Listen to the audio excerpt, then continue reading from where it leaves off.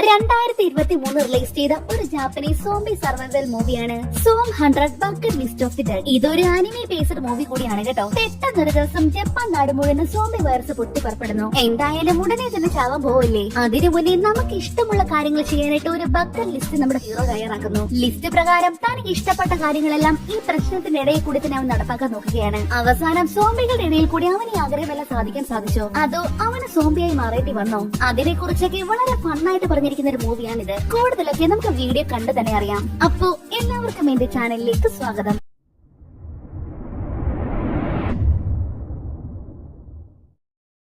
സിനിമയുടെ തുടക്കത്തിൽ സോംബികളെ പേടിച്ച് ജീവനും കൊണ്ടോടുന്ന നമ്മുടെ നായകനെയാണ് കാണിക്കുന്നത്. അക്കീര എന്നാണ് ആളുടെ പേര്. തന്റെ അപ്പാർട്ട്മെന്റിൽ കൂടി ചെക്കൻ ജീവനും കൊണ്ട് കടന്നോടുകയാണ്. 100 കണക്കിന് സോംബികളല്ലേ ചെക്കനായിട്ട് ഓടിക്കുന്നത്. എന്നാൽ ഈ സോംബികളൊക്കെ എവിടെ നിന്ന് വന്നെന്നോ എന്ത് പറ്റിയെന്നോ ആൾക്കൊരു പിടുത്തമില്ല. എന്റെ ഈശ്വര, ഇത് സോംബികളല്ലേ? അതെ അതെ, ഇത് സോംബികൾ തന്നെ. അങ്ങനെയെങ്കിൽ ഞാൻ ചാവാൻ പോവാണോ? ഇങ്ങനെ പോയാലും ഞാൻ ഇന്ന് ജോലിക്ക് ലേറ്റ് ആകുമല്ലോ. സോംബികൾ ഓട്ടിക്കുന്നതല്ല ആളുടെ പ്രശ്നം. ഈ സോംബികൾ കാരണം ഇന്ന് ജോലിക്ക് പോകാൻ ലേറ്റ് ആകുമോ എന്നാണ് ആളുടെ ടെൻഷൻ. പിന്നീട് കാണിക്കുന്നത് ഒരു വർഷം മുന്നേ ഉള്ള കുറച്ച് കാര്യങ്ങളാണ്. രാവിലെ ഉറക്കം എഴുന്നേറ്റതും ആൾ ഒടുക്കത്തെ ഹാപ്പി. എന്താണെന്ന് വെച്ചാൽ ഇന്നാണ് ആദ്യമായിട്ട് ജോലിക്ക് പോകുന്നത്. മാത്രമല്ല ആൾക്ക് ഫാമിലി ഒന്നും ഇല്ല കേട്ടോ. തനിച്ചാണ് ജീവിതം മുഴുവനും. അവന്റെ ഒരുപാട് നാൾ കൊണ്ടുള്ള ആഗ്രഹമായിരുന്നു ഒരു ജോലി കിട്ടണമെന്ന്. ഇപ്പൊ ജോലി കിട്ടിയതും ആൾ ഒടുക്കത്തെ ഹാപ്പി. അങ്ങനെ ആൾ ഇപ്പോൾ കമ്പനിയിൽ എത്തിയിരിക്കുകയാണ്. ഹായ്, എന്റെ പേര് അക്കീര. ഇവിടെ ജോലി കിട്ടിയതിൽ എനിക്ക് ഒരുപാട് സന്തോഷമുണ്ട്. കൂടാതെ എന്റെ കോളേജിൽ ഞാനൊരു അമേരിക്കൻ ഫുട്ബോൾ പ്ലെയർ ആയിരുന്നു. Wow, super അക്കീര.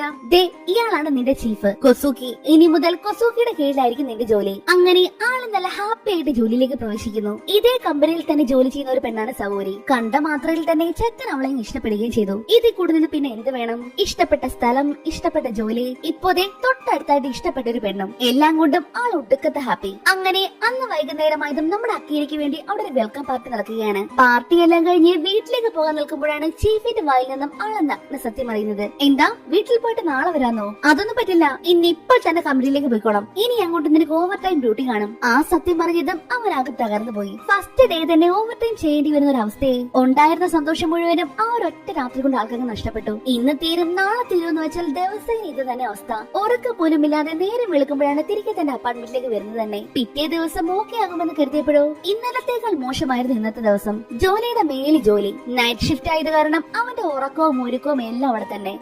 വന്ന് ആൾക്കിപ്പോൾ വീട് ഏതാ ഓഫീസ് ഏതാന്ന് തിരിച്ചറിയാൻ പറ്റാത്ത അവസ്ഥയായിട്ടുണ്ട്. വട്ട് പിടിക്കുന്ന ഒരു അവസ്ഥ. ഒടുക്കം തന്റെ ബെസ്റ്റ് ഫ്രണ്ടിനെ കാണാൻ വേണ്ടി അവൻ അയാളുടെ അടുത്തേക്ക് വരുന്നു. കെൻചോ എന്നാണ് ആളുടെ പേര്. നീ ഞാൻ പറയുന്നത് കേൾക്ക്. നിനക്ക് ജീവിക്കാൻ അറിയില്ല മോനെ. ആദ്യം നിന്റെ ബോസിനിട്ടൊരു അടിയും കൊടുത്ത് നീ ആ ജോലി റിസൈൻ ചെയ്യേ. അങ്ങനെ 1-2 പറഞ്ഞ് പഴയ കാര്യങ്ങളിലേക്കെല്ലാം പോയി രണ്ടും കൂടി ഒടുക്കത്തെ അടിയാവുന്നു. അങ്ങനെ ഇരിക്കെയാണ് ഒരു ദിവസം നമ്മുടെ അക്കീര സാവോരിയെ കാണുന്നത്. സാവോരി എന്ന് വെച്ചാൽ ഇവൻ ഓഫീസിൽ വെച്ച് ഒരു പെണ്ണിനോട് കൃഷി തോന്നിയില്ലേ, അതേ പെണ്ണ്. അവിടെ ഉള്ളവരിൽ തന്നെ അവനോട് കുറച്ചെങ്കിലും സ്നേഹത്തിൽ പെരുമാറുന്ന അവളാണ്. അതുകൊണ്ട് തന്നെ ചെക്കന് ഡെയിലി അവളോടുള്ള കൃഷി ഇങ്ങനെ കൂടി വരുവാണ്. അങ്ങനെ ദിവസങ്ങൾ പിന്നെയും കടന്നുപോയി. ഡെയിലി ഇത് തന്നെ അവന്റെ അവസ്ഥ.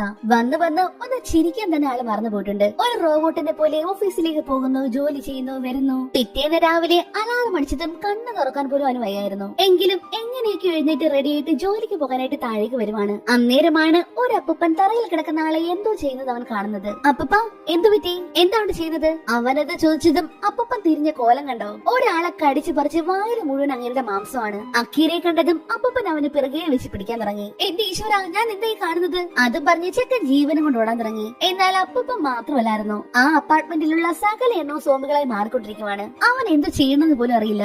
സമയം ഇങ്ങനെ പോയിക്കൊണ്ടിരിക്കുമല്ലേ. ഇങ്ങനെ പോയാൽ ഇന്ന് ജോലിക്ക് ലേറ്റായി പോകേണ്ടി വരുമോ എന്നാണ് ആളുടെ പേടി. സോംബി പിറകെ വരുന്നതല്ല, തന്നെ ജോലിയിൽ നിന്ന് പിരിച്ചുവിടുമോ എന്നാണ് ആളുടെ ടെൻഷൻ. ആ ഫ്ളാറ്റിലുള്ള സകല സോംബികൾ അവന്റെ പിറകെയുണ്ട്. ഒരു വിധത്തില് എങ്ങനെയൊക്കെ ഓടി അവനൊരു കമ്പിയുടെ അപ്പുറത്തേക്ക് എടുത്ത് ഒരൊറ്റച്ചാട്ടം. സോംബികൾക്ക് പിന്നെ കമ്പിയുടെ മുകളിൽ കൂടി ചാടുന്നെന്ന് അറിയില്ലല്ലോ. ഒരു വിധത്തിൽ രക്ഷപ്പെടുന്ന പറഞ്ഞാൽ മതി. എന്നാൽ ഇപ്പോഴാണ് അകീര സിറ്റി മുഴുവൻ ശരിക്കും ഒന്ന് കാണുന്നത്. തന്റെ ഫ്ളാറ്റിൽ മാത്രമല്ല, ആ സിറ്റി മുഴുവനും ഇതേ അവസ്ഥയാണെന്ന് അവന് മനസ്സിലായി. അതുകൂടാതെ അവൻ നോക്കുമ്പോൾ തലയുടെ മണ്ടേ കൂടി ഒരു പ്ലെയിൻ പോകുന്നു. അങ്ങനെയെങ്കിൽ ഈ ജപ്പാൻ നഗരത്തിന്റെ മുഴുവൻ അവസ്ഥ ഇത് തന്നെ. റോഡിലൊക്കെ സോംബികൾ കിടന്ന് പൂണ്ട് വിളയാടുവാണ്. എന്നാൽ നമ്മുടെ അക്കീരയ്ക്ക് മാത്രം ഇതിനെ പറ്റി ഓർത്ത് ഒരു ടെൻഷനും ഇല്ല.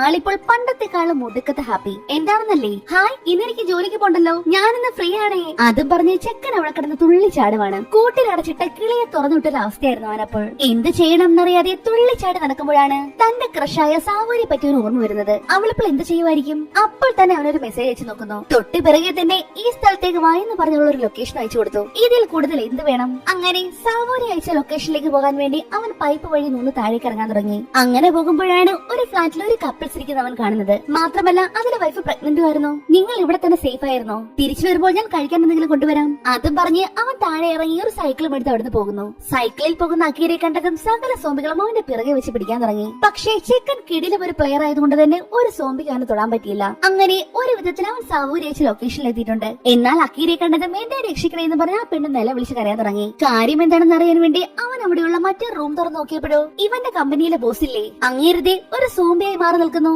അന്നേരമാണ് മറ്റൊരു നഗ്ന സത്യവൻ അറിയുന്നത്. എന്താണെന്ന് വെച്ചാൽ ഇത്രയും നാളായിട്ട് സാവൂരിയും തന്റെ ബോസും തമ്മിൽ അഫെയറിലായിരുന്നു. ഇനി പറഞ്ഞിട്ടെന്താ? അക്കീരെ കണ്ടതും സോംബി അവന്റെ അടുത്തേക്ക് പാഞ്ഞു വരികയാണ്. എന്തായാലും അവൻ നല്ലൊരു പ്ലെയർ ആയതുകൊണ്ട് തന്നെ സോംബി അങ്ങ് മാലത്തി അടിച്ചു കളഞ്ഞു. രക്ഷപ്പെട്ടു. അതും പറഞ്ഞ് സാവൂരി നോക്കിയപ്പോഴോ ദേ അവള് തല കിടന്ന് പിടയ്ക്കുന്നു. അടുത്ത നിമിഷം തന്നെ അവളും ഒരു സോംബിയായി മാറിയിരിക്കുകയാണ്. പക്ഷേ അവളെ അടിച്ചിട്ടാൻ അവന് മനസ്സ് വരുന്നില്ല. തന്റെ ആദ്യത്തെ ക്രഷല്ലേ, ഇതുവരെ പ്രണയം തുറന്ന് പറഞ്ഞിട്ട് കൂടിയില്ല. എനിക്ക് നിന്നെ ഒരുപാട് ഇഷ്ടമാണ് സവൂരി, പക്ഷേ നീ ബോസിന്റെ കൂടെ ആയിരുന്നു. എന്നാലും സാരമില്ല, I love you so much. അത് പറഞ്ഞ് ചിക്കൻ ജീവനം കൊണ്ട് ഒറ്റ ഓട്ടം. അങ്ങനെ തിരികെ അപ്പാർട്ട്മെന്റിലെത്തിയതും അവൻ ആ പൈപ്പ് വഴി മുകളിലേക്ക് കയറിയാണ്. താഴേക്ക് ഇറങ്ങുന്ന സമയത്ത് അവനൊരു കപ്പിൾസിനെ കണ്ടില്ലേ? എന്നാൽ ഇപ്പോൾ അവരവിടെ ഉണ്ടായിരുന്നില്ല. പകരം അവരുടെ ഫ്ളാറ്റ് മുഴുവൻ രക്തത്തിൽ കുളിച്ചു കിടക്കുന്നു. സോംബികൾ അവരെ കൊന്നു കളഞ്ഞു എന്ന് അവന് മനസ്സിലായി. ആ ഒരു സങ്കടത്തില് ഇനി എന്ത് വേണം എന്നറിയാതെ അവന്റെ റൂമിൽ ഇരിക്കുകയാണ് അക്കീര. ഇനി എന്താ ചെയ്യേണ്ടത്? ജോലിക്കും പോകാൻ പറ്റില്ല. അങ്ങനെയെങ്കിൽ എനിക്ക് ഇഷ്ടമുള്ള കാര്യങ്ങളൊക്കെ ചെയ്തൂടെ? സോംബിക്ക് ആഹാരമായി മാറുന്നതിന് മുന്നേ എനിക്ക് ഇഷ്ടമുള്ള കാര്യങ്ങളല്ല എനിക്ക് ചെയ്യണം. അപ്പോ തന്നെ സോംബിയായി മാറുന്നതിന് മുന്നേ എന്തൊക്കെ കാര്യങ്ങൾ ചെയ്യാമെന്ന് അവനൊരു ലിസ്റ്റ് വരെ ഉണ്ടാക്കാൻ തുടങ്ങി. അങ്ങനെ അവന്റെ കൊച്ചു കൊച്ചു ആഗ്രഹങ്ങളായിട്ട് അവൻ ആ നോട്ടിൽ എഴുതാൻ തുടങ്ങി. എന്താന്നൊക്കെ വെച്ചാൽ റൂം ക്ലീൻ ചെയ്യണം, മോട്ടോർ സൈക്കിളിൽ ഒന്ന് യാത്ര ചെയ്യണം, ഒരു തവണയെങ്കിലും ഒന്ന് ഷൂട്ട് ചെയ്യണം. അങ്ങനെ ഒരു കൊച്ചു ബക്കറ്റ് ലിസ്റ്റ് അവൻ ഉണ്ടാക്കി. അങ്ങനെ പിറ്റേന്ന് നേരം വെളുത്തപ്പോൾ തന്നെ അവന്റെ ഒന്നാമത്തെ ആഗ്രഹമായ റൂം ക്ലീൻ ചെയ്യാൻ തുടങ്ങി പുള്ളി. അങ്ങനെ അവന്റെ ഒന്നാമത്തെ ആഗ്രഹം നിറവേറ്റി കഴിഞ്ഞു. അവിടുന്ന് ആള് നേരെ സൂപ്പർ മാർക്കറ്റിലേക്കാണ് വരുന്നത്. അവിടെ ചെന്ന് ഇഷ്ടമുള്ള സാധനങ്ങൾ മുഴുവൻ വാരി കൂട്ടാൻ തുടങ്ങി. പൈസ കൊടുക്കണ്ടല്ലോ, ഇഷ്ടമുള്ള സാധനം എടുക്കുകയും ചെയ്യാം. പെട്ടെന്ന് അങ്ങോട്ടേക്ക് ഒരു സോംബി വന്നതും ആൾ അവിടുന്ന് കൂടി രക്ഷപ്പെട്ടു. അടുത്തതായിട്ട് പടക്ക കടയ്ക്കാണ് ആൾ പോകുന്നത്. അവിടെ ചെന്ന് കണ്ണിൽ കണ്ട പടക്കങ്ങൾ മുഴുവൻ വാരി കൂട്ടി. പുറത്തേക്ക് ഇറങ്ങുമ്പോഴേക്ക് ആളെ കുറെ സോംബികൾ ഓടിക്കുന്നുണ്ട്. സോംബികളിൽ നിന്നൊക്കെ രക്ഷപ്പെട്ട് ഓടുന്ന വഴിക്കാണ് ആളവിടെ കീയോട് കൂടി ഒരു കിടക്കാച്ചി മോട്ടോർ സൈക്കിൾ ഇരിക്കുന്നത് കാണുന്നത്. പിന്നെ പറയണ്ടല്ലോ, അതോടെ അവന്റെ മോട്ടോർ സൈക്കിൾ ഓടിക്കണമെന്ന ആഗ്രഹം നിറവേറ്റിയിരിക്കുന്നു. രാത്രി ആയതും വേടിച്ച പടക്കം മുഴുവനും ഓരോന്നായിട്ടിട്ട് പൊട്ടിക്കാൻ തുടങ്ങി. ഇതുവരെ പറ്റാത്ത രീതിയിൽ അവൻ തന്റെ ലൈഫ് എൻജോയ് ചെയ്യുകയായിരുന്നു.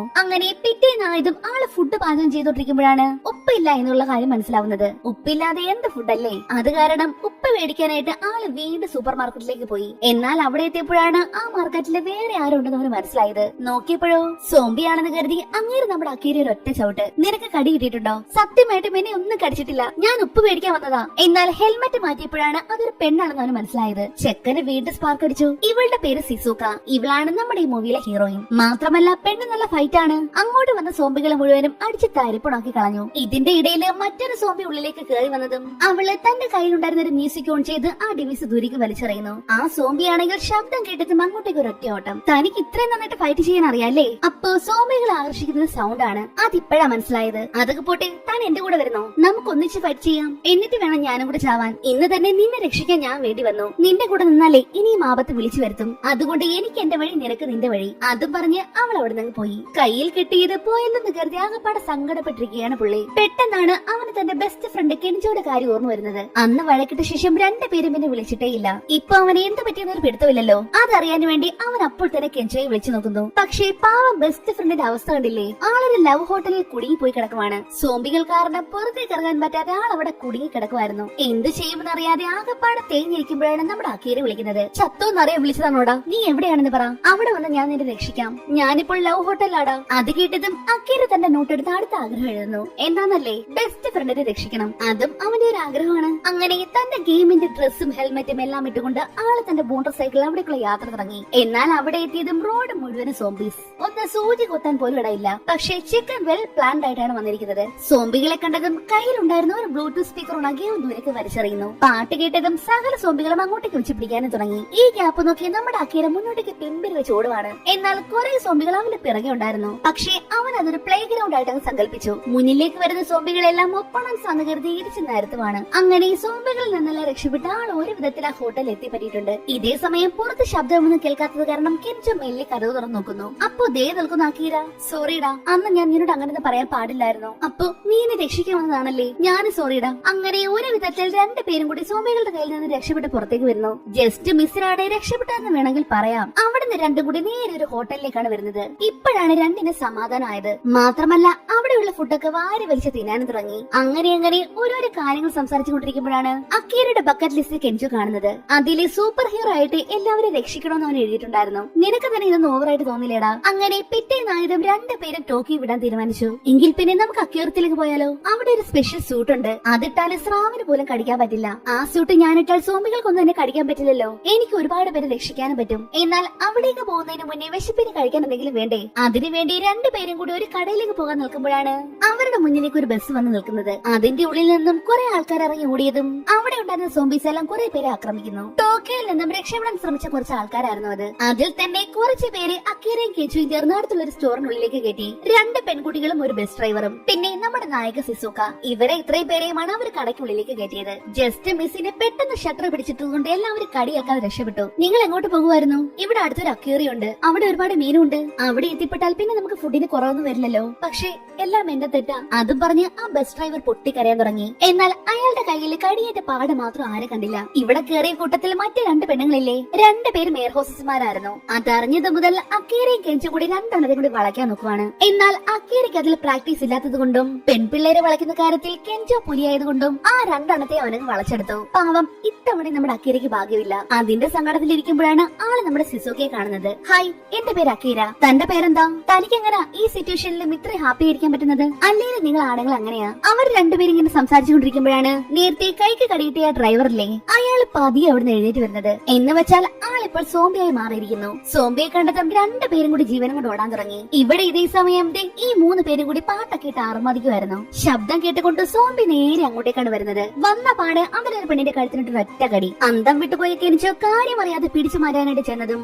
അടുത്ത പെണ്ണിനിട്ടും കടി കിട്ടി. ആ കാഴ്ച കണ്ട് എങ്ങനെയെങ്കിലും രക്ഷപ്പെട്ടാൽ മതിയെന്ന് കരുതി അവൻ ഓടി നേരെ നമ്മുടെ അക്കീരയുടെ അടുത്തേക്കാണ് വരുന്നത്. രണ്ടെണ്ണവും കൂടി എങ്ങനെയെങ്കിലും രക്ഷപ്പെടാമെന്ന് കരുതി കടയുടെ ഷട്ടർ തുറക്കാൻ നോക്കിയപ്പോഴാണ് അവിടെയുള്ള മൂന്ന് സോംബികളും കൂടി സിസൂക്കയെ കടിക്കാനായിട്ട് പോകുന്നത് കാണുന്നത്. അത് കണ്ട് അക്കീരയും കെനിച്ചോയും കൂടി സോംബികളുടെ ശ്രദ്ധ തിരിക്കാൻ വേണ്ടി അവിടെയുള്ള പടക്കങ്ങളെല്ലാം എടുത്തിട്ട് കത്തിക്കാൻ തുടങ്ങി. പടക്കത്തിന്റെ ശബ്ദം കേട്ട് സോംബികളുടെ ശ്രദ്ധ മാറിയതും മൂന്ന് പേരും കൂടി ഒരു വിധത്തിൽ കടയുടെ ഷട്ടർ തുറന്ന് പുറത്തേക്ക് ഇറങ്ങി. മാത്രമല്ല പുറത്തൊരു വലിയ ആർവിയും കിടപ്പുണ്ടായിരുന്നു. ദേ പെണ്ണെ, ഇനി നീ ഞങ്ങളോട് വരുന്നില്ലേ? വന്നില്ലെങ്കിൽ അടുത്ത തവണ നമ്മൾ സോംബിയായിട്ടായിരിക്കും മീറ്റ് ചെയ്യുന്നത്. അങ്ങനെ വേറെ വഴിയില്ലാതെ അവളും അവരോടൊപ്പം യാത്ര തുടങ്ങി. നിങ്ങൾ എന്തിനാ എന്നെ രക്ഷപ്പെടുത്തിയത്? നമ്മൾ ഒറ്റക്കെട്ടായി നിന്നാലേ ഇനി അങ്ങോട്ട് രക്ഷപ്പെടാൻ പറ്റൂ. എനിക്ക് നിങ്ങളുടെ ആരുടെ സഹായം വേണ്ട. പോകുന്ന വഴിക്ക് എന്നെ അക്യൂറത്തിൽ ഇറക്കിയത് ഞാനങ്ങ് നിങ്ങളോട് വരുന്നില്ല.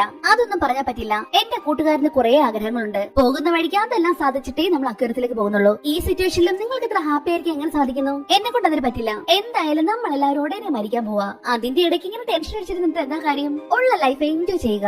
അവരീ പറയുന്നത് ശരിയാണെന്ന് അവൾക്ക് തോന്നി. അങ്ങനെ അവളും അവരുടെ കൂടെ കൂടുകയാണ്. പോകുന്ന വഴിക്കെല്ലാം നമ്മുടെ അക്കീരയുടെ കുഞ്ഞു കുഞ്ഞു ആഗ്രഹങ്ങൾ നിറവേറ്റുന്നുണ്ട്. എന്തൊക്കെയാണെന്ന് വെച്ചാൽ വെള്ളത്തിന്റെ നടുക്കിരുന്ന് യോഗ ചെയ്യണം. അതുപോലെ തന്നെ 3 പേര് ചെയ്യുന്നു. അടുത്ത ആഗ്രഹം പാരാ റൈഡിങ് ചെയ്യണമെന്നായിരുന്നു. അതും അവൻ നടപ്പിലാക്കി. പിന്നെ 3 പേരും കൂടി ക്യാമ്പ് ഫയർ സെറ്റ് ചെയ്ത് ഫുഡ് അടിക്കുന്നു. അങ്ങനെ അവന്റെ നോട്ടിൽ അവൻ എഴുതി വെച്ചിരിക്കുന്ന എല്ലാ ആഗ്രഹങ്ങളും ഓരോന്നോരോന്നായിട്ട് നിറവേറ്റാൻ തുടങ്ങി. എന്താണെന്ന് വെച്ചാൽ ക്യാഷിനെ കുറിച്ച് ചിന്തിക്കേണ്ട, ഫ്യൂച്ചറിനെ ഓർത്ത് ടെൻഷൻ അടിക്കേണ്ട.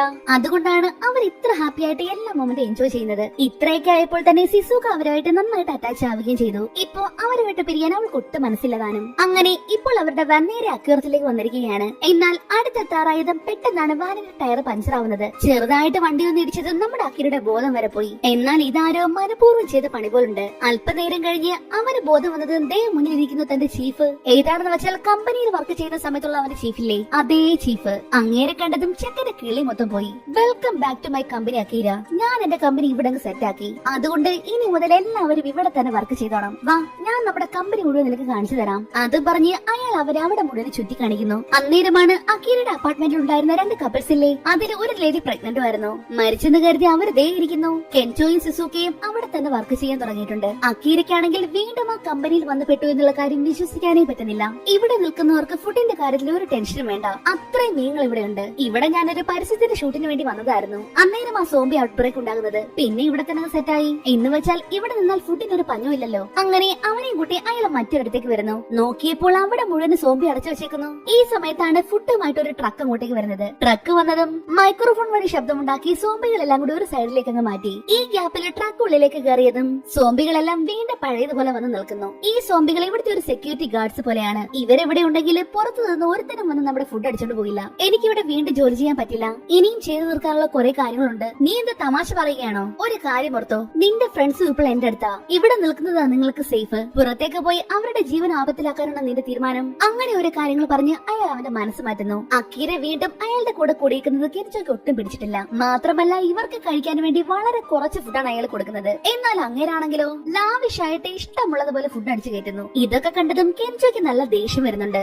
എന്നാൽ അക്കീരയാണെങ്കിലോ ചീഫ് പറയുന്ന കാര്യങ്ങളൊക്കെ അതുപോലെ ചെയ്തുകൊണ്ട് നടക്കുവാണ്. അങ്ങനെ അന്ന് വൈകുന്നേരം എല്ലാവരും ഉറങ്ങാനായിട്ട് കിടന്നതും അക്കീരയുടെ അയൽവാസിയില്ലേ, അയാള് അവര് 3 പേരെയും കൂടെ കുട്ടിയുടെ അടുത്തേക്ക് പോകുന്നു. എവിടേക്കാണെന്ന് വെച്ചാൽ കാറുകളും വാനുകളും എല്ലാം കൂട്ടിയിട്ടേക്കുന്ന ഒരു സ്ഥലത്തേക്ക്. ഞങ്ങൾക്ക് വേറെ വഴി അറിയില്ല, നിങ്ങളെങ്കിലും ഇവിടുന്ന് രക്ഷപ്പെട്. അത് കേട്ട് കെൻചോയും സിസുക്കയും കൂടെ അക്കീര അവിടുന്ന് വിളിച്ചുകൊണ്ട് രക്ഷപ്പെടാനായിട്ട് പോകുന്നു. എന്നാൽ അക്കീരയ്ക്ക് എന്തോ തീരെ താല്പര്യമില്ലാത്തതുപോലെ ഇവിടെ നിൽക്കുന്നതല്ലേ നമുക്ക് സേഫ്, പുറത്തേക്ക് പോയാലേ നമ്മൾ ജീവനോടെ ഇരിക്കുമെന്നത് എത്ര ഉറപ്പ്. ഇത് കേട്ട് കെൻചോ ശരിക്കും ഷോക്കായി. അക്കീര തന്നെയാണോ ഇങ്ങനെ സംസാരിക്കുന്നത് എന്ന് പോലും അവന് തോന്നി. അടുത്ത ഷൂട്ടിൽ കാണിക്കുന്നത് പുറത്തേക്ക് പോയ സപ്ലൈ ട്രക്കില് അറിയാതെ ഒരു സോംബി വന്ന് പെടുന്നതാണ്. ഇതറിയാതെ ആ ഡ്രൈവർ ആണെങ്കിൽ ട്രക്കുള്ളിലേക്ക് കയറുകയും ചെയ്തു. എന്നാൽ അകത്ത് ചെന്ന് ട്രക്ക് തുറന്നതും പുറത്തേക്ക് ചാടി സോംബി അവിടെയുള്ള എല്ലാത്തിനും ഓട്ടിച്ചിട്ട് കടിക്കാൻ തുടങ്ങി. ട്രക്കിനുള്ളിൽ കയറാൻ വേണ്ടി ഗേറ്റ് തുറന്നു കൊടുത്തില്ലേ, ശബ്ദം കേട്ടുകൊണ്ട് സകല സോംബികളും അതുവഴി ഉള്ളിലേക്ക് കയറാൻ തുടങ്ങി. പിന്നെ പറയണ്ടല്ലോ, അകത്തേക്ക് കയറിയതും അവിടെയുള്ള എല്ലാത്തിനെയും സോംബികൾ കടിയോടെ കടി. ചില സോംബികളെല്ലാം അക്കാരത്തിനുള്ളിലേക്ക് വീഴുന്നുണ്ട്. അതിനുള്ളിൽ വീണ ഒരു സോംബി ഒരു സ്രാവ് വീഴുന്നതായിട്ട് കാണിക്കുന്നു. അതേസമയം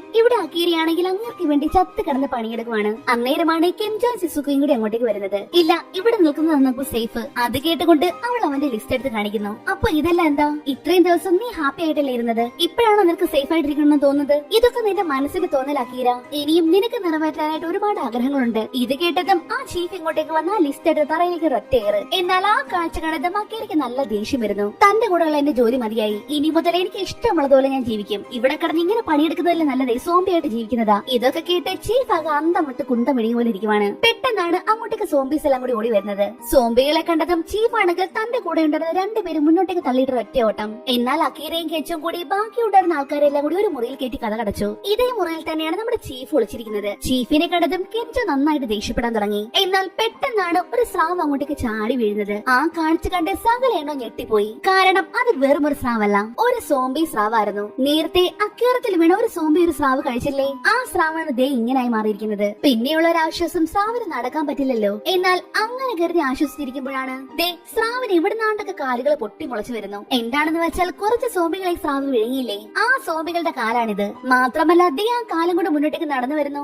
പിന്നെ അവിടെ നിന്നിട്ട് രക്ഷയില്ലല്ലോ. സകല എണ്ണം കൂടി ജീവനം കൊണ്ട് ഓടടാ ഓട്ടം. എന്നാൽ എങ്ങോട്ടേക്ക് ഓടിയാലും ഷാർക്ക് ദേ അവരുടെ മുന്നിൽ വന്ന് നിൽക്കുന്നു. ഒരു വിധത്തിൽ എല്ലാവരും കൂടി ഒരു റൂമിൽ കയറി കഥ അടച്ചിട്ടുണ്ട്. അതിന്റെ ഉള്ളിൽ ഇരുമ്പ് ഡോർ ആയതുകൊണ്ട് സ്രാവ് അകത്ത് കയറുന്ന പ്രശ്നമില്ല. പക്ഷേ അക്കീരയുടെ ചീഫ് മാത്രം പുറത്തായി പോയി. അയാളെ രക്ഷിക്കാൻ വേണ്ടി പുറത്തേക്ക് പോകാനാണ് അക്കീരയുടെ തീരുമാനം. ഡാ, പോകുന്നതിന് മുന്നേ ആ സൂട്ട് ഇട്ടോണ്ട് പോകാൻ നോക്ക്, ഇല്ലെങ്കിൽ നിനക്ക് കടിയേക്കും. ഇവിടെ ഇതേ സമയം സ്രാവിനെ പേടിച്ച ചീഫ് ഓടടാ ഓട്ടോ ആണ്. എന്നാൽ കൃത്യസമയത്താണ് ഒരു സൂപ്പർ ഹീറോ പോലെ നമ്മുടെ അക്കീര അങ്ങോട്ടേക്ക് ചാടി വീഴുന്നത്. അങ്ങനെ നമ്മുടെ അക്കീര അവിടെ സോംബികളും സ്രാവുമായിട്ട് അടിയോടടിയാണ്. അവനെ സഹായിക്കാൻ വേണ്ടി ഒരു കുഞ്ഞു ട്രക്ക് പോലെ ഒന്ന് എടുത്തുകൊണ്ട് കെൻചോയും അങ്ങോട്ടേക്ക് വന്നിട്ടുണ്ട്. പക്ഷെ അപ്പോഴേക്കുമുള്ള സോംബികൾ എല്ലാം കൂടി അങ്ങോട്ടേക്ക് വരാൻ തുടങ്ങി. ഈ സൂട്ടായതുകൊണ്ട് കടിയാക്കുമെന്ന് പേടി വേണ്ടല്ലോ. അതുകൊണ്ട് തന്നെ അടുത്തേക്ക് വരുന്ന സോംബികളെല്ലാം അക്കീര അടിച്ച് പറപ്പിക്കുവാണ്. ഇതേ സമയം നമ്മുടെ കെൻചോയെ ആ സ്രാവിട്ട് ഓട്ടിക്കുവാണ്. ഒരു വിധത്തിലാണ് അവിടെ ഉണ്ടായിരുന്ന ഒരു ഹോളി വഴിയാണ് രക്ഷപ്പെടുന്നത്. തൊട്ട് പിറകെ വന്ന സ്രാവാണെങ്കിൽ ആ ഹോളിനകത്ത് കുടുങ്ങി പോവുകയും ചെയ്തു. എന്നാൽ ഇതേ സമയം അക്കീരയാണെങ്കിലോ സോംബികളുടെ ഇടയിൽപ്പെട്ട് പെടാപ്പാട് പെടുവാണ് പാവം. കൃത്യസമയത്താണ് സിസുക്ക് അങ്ങോട്ടേക്ക് വരുന്നത്.